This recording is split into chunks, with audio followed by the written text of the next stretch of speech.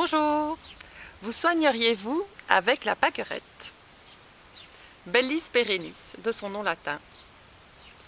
Je ne sais pas vous, mais moi, cette petite fleur m'a accompagnée tout au long de mon enfance.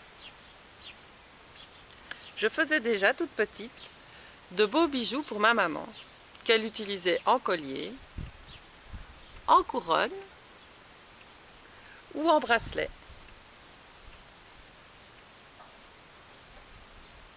Qui n'a jamais aussi effeuillé une pâquerette pour savoir si telle ou telle personne nous aimait?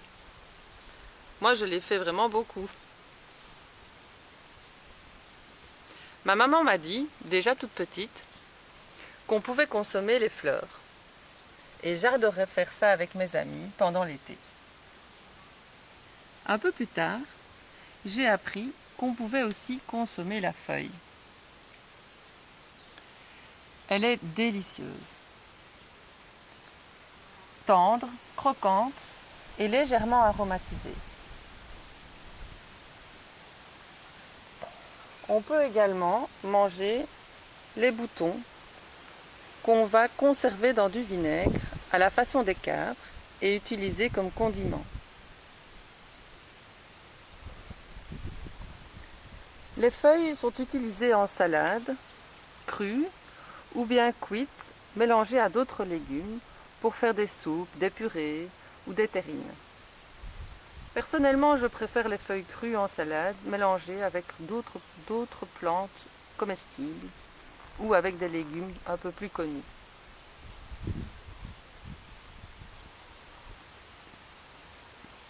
Et oui, la pâquerette est aussi médicinale. On l'appelait autrefois l'arnica des plaines. Cela veut dire qu'elle est cicatrisante et anti-inflammatoire. C'est vraiment une merveilleuse plante pour la peau.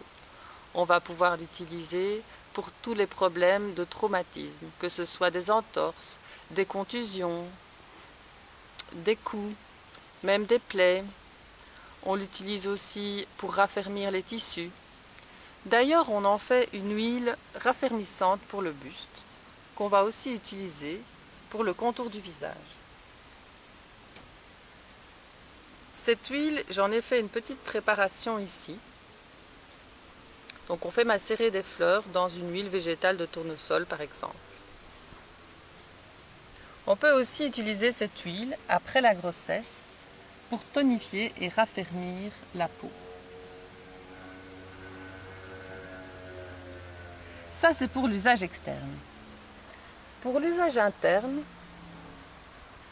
la pâquerette est dépurative et tonifiante. On l'utilise aussi dans les refroidissements ou pour faire baisser la fièvre et pour faciliter la toux. Comment l'utilise-t-on? On va faire des macérations, soit dans l'huile comme je vous ai montré, ou alors dans l'alcool ou le vin blanc. On peut aussi l'utiliser en infusion et en décoction.